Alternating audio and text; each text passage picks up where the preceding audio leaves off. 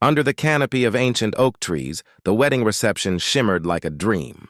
Strings of golden lights stretched overhead, swaying faintly in the evening breeze. The last of the sun scattered long shadows across the manicured lawn, its warmth catching the edges of crystal glasses and gleaming silver trays carried by servers weaving through the crowd. Guests in gowns stitched by designers and suits cut by master tailors gathered in sparkling clusters, their laughter blending with the measured elegance of a string quartet playing near the terrace. It was a scene meant to impress, a curated vision of love, wealth, and belonging. Yet at the edges of all that glow, tucked against the marble column where shadows gathered, a little girl sat in her wheelchair. Her ivory silk dress caught the light in faint ripples, though she herself remained unnoticed. 10 years old and pale from too many afternoons spent indoors, she sat watching, silent as the music. Her eyes drawn again and again to the dance floor where her mother smiled at the city's elite. Nobody thought to invite her closer. Nobody saw the way her hands were folded carefully in her lap, or the way her gaze carried the quiet ache of someone who had learned to watch life happen from the sidelines. Then a man stopped. His shirt was pressed but worn, the kind of white that spoke of long days at work and not enough money for replacements. His hands were rough, the calluses thick and permanent, his eyes marked by years of sleepless nights. He was out of place in this world of champagne and marble, as was the little girl beside him, a small figure in a second-hand dress, her braids neat with the patience of a parent who gave all he could. Ethan Walsh was 38 and carried the weight of every year, but he also carried his daughter's joy in the way he watched her marvel at the ice sculpture, in the way he smiled faintly when she folded napkins into flowers, as if even scraps of paper could be turned into wonder. For Lily, 8 years old, the reception was magic, something glittering, unreachable, and rare. For Ethan, it was a reminder of the life he could not give her, the kind of life his college roommate had ascended to with ease. And yet, when Ethan's gaze drifted across the reception, it caught on the child in the wheelchair, the invisible girl in ivory silk, alone. Why is she alone? The question rose with such force he could not ignore it. And so he walked toward her, his footsteps unremarkable amid the laughter and music, until he crouched at her level. "Hi there," he said softly. "I'm Ethan. That's my daughter over there, the one with the braids. She's shy, but she makes friends with origami. Would you like to meet her?" The girl looked startled, as if no one had spoken to her directly in a long while. Her eyes, bright, intelligent, sharp with life that her stillness couldn't hide, followed his pointing hand toward Lily. Then, hesitantly, she nodded. It was the first time that night anyone had asked what she wanted. When Ethan wheeled her chair to the corner table where Lily sat folding napkins into imagined flowers, something shifted. The girls bent their heads together, paper between them, and the smallest smile crept across Claire Roth's face, rusty from disuse. The tableau drew whispers. A working-class man, his plainly dressed daughter, and the CEO's disabled child, sharing laughter, sharing craft, sharing something that looked dangerously like belonging. For some it was heartwarming. For others it was scandal. One woman, pearls heavy on her neck and disapproval even heavier on her voice, stepped forward. "Excuse me," she said tightly to Ethan. "This really isn't appropriate." "That's Miss Roth's daughter. She has very specific care requirements." "I don't think you understand." Ethan listened, his jaw set. He had been dismissed like this before, measured by income, by clothes, by the wrong address. But he could feel Claire's stillness beside him and Lily's careful silence. Their little ears were listening. "I understand," he said quietly, "that she was sitting alone at a party. I understand she smiled when someone paid her attention, and I understand there's a difference between treating a child as fragile and treating them as invisible." The pearls flushed red, and the crowd leaned in. Claire's eyes flicked nervously, her fragile joy about to collapse beneath adult conflict. And then Vivian Roth appeared. The sound of her heels cracked against the stone terrace as she cut through the crowd, the polished certainty of her stride betraying a woman who had commanded boardrooms long before she commanded herself. At 35, she was everything the magazines said, poised, brilliant, ruthless when she needed to be. But when her eyes fell on her daughter, Her composure wavered. Claire was smiling. She hadn't smiled like that in years. Relief hit her first, then panic. Because a stranger, a man with calloused hands and paint beneath his fingernails, had succeeded in minutes where she had failed for months.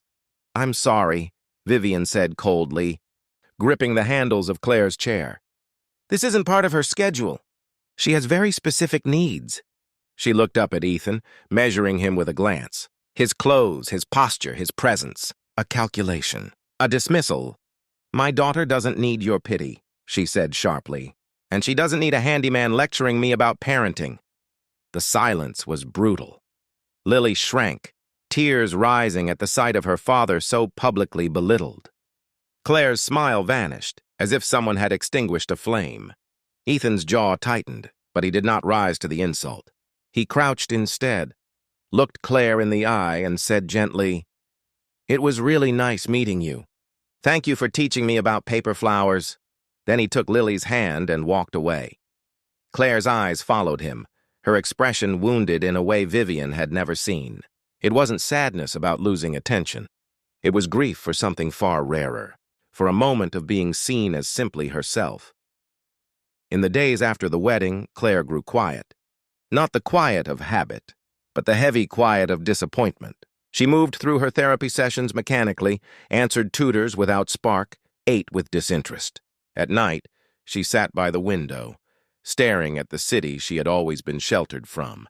Vivian noticed, and she couldn't stop thinking about that moment. The way Claire's face had lit up under string lights, folding napkins with a girl who had nothing but patience and imagination. She even found herself watching the wedding footage, rewinding to see the fleeting glimpse of her daughter alive in a way that therapy had never produced. Late one night, standing in the hallway, she heard her daughter's voice through the bedroom door. "He saw me," Claire whispered to her nurse. "Not my chair. Not my problems, just me. And he asked what I wanted. Mom never asks what I want." Vivian pressed her back against the wall, hand clamped over her mouth. The words struck like a blow.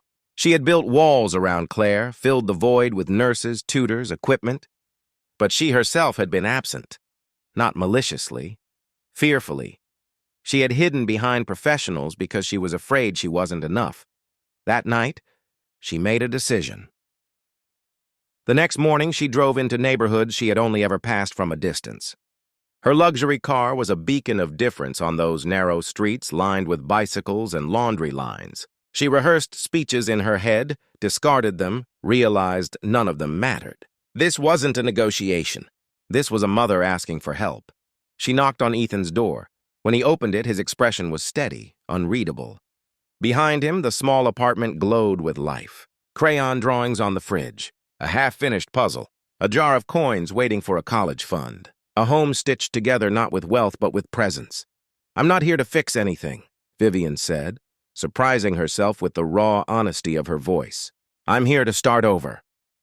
The hours that followed stretched into something neither had expected. They sat at his kitchen table, two parents from opposite worlds, speaking of guilt and love and fear. Ethan told her he hadn't done anything special, only treated Claire as a person, not a patient. Vivian confessed the accident that had broken her confidence, the guilt that had shaped her choices. They spoke of protection and independence, of love's paradox, the need to let children fall sometimes in order for them to rise. When she asked if he and Lily would come to dinner, it wasn't an invitation from a CEO. It was from a mother, trying to learn how to show up again. Ethan said yes. The weeks that followed grew into a rhythm neither expected. Saturday dinners at Vivian's penthouse filled the sterile rooms with laughter, flower fights, puzzles scattered across the floor. Claire learned games and stories from Lily, while Lily learned patience and courage from Claire. Ethan helped make the penthouse more accessible, showing Vivian how small changes gave her daughter independence. Vivian discovered that she could, in fact, cook, if she let the process be messy, if she let it be fun. For the first time in years, Claire was not defined by her therapies. She had opinions, preferences, even arguments with her mother about books or music. She wanted to see the ocean. She wanted a dog. She wanted to be more than a case file. And Vivian, Learning began to show up not as a provider, but as a mother. When Claire spilled water on a puzzle, Vivian's instinct was to scold, to call for a towel. But she stopped, handed Claire napkins, and said, "Happens to everyone." Claire's smile then was brighter than anything money could buy. The children's friendship deepened into something transformative. At the park, when other children stared at Claire's chair, Lily introduced her without hesitation. When Claire grew bold enough to attempt new tasks, Lily cheered her on. Their world was one of inclusion, of shared rituals, of choosing each other. The moment of true change came one afternoon when Claire fell from a bench at the park. It wasn't serious, only scrapes, but she cried out for her mother. Vivian, on the phone yards away, dropped it mid-call and ran. She fell to her knees in the mulch, gathered her daughter, whispered again and again, "I'm here." And this time, she meant it. From then on, she allowed risk. She trusted herself. She laughed again. She took a leave from work, relearning her daughter's dreams, rediscovering the sound of her natural laugh. Together they built a fragile, growing family, one that did not fit any blueprint but worked in its own imperfect way.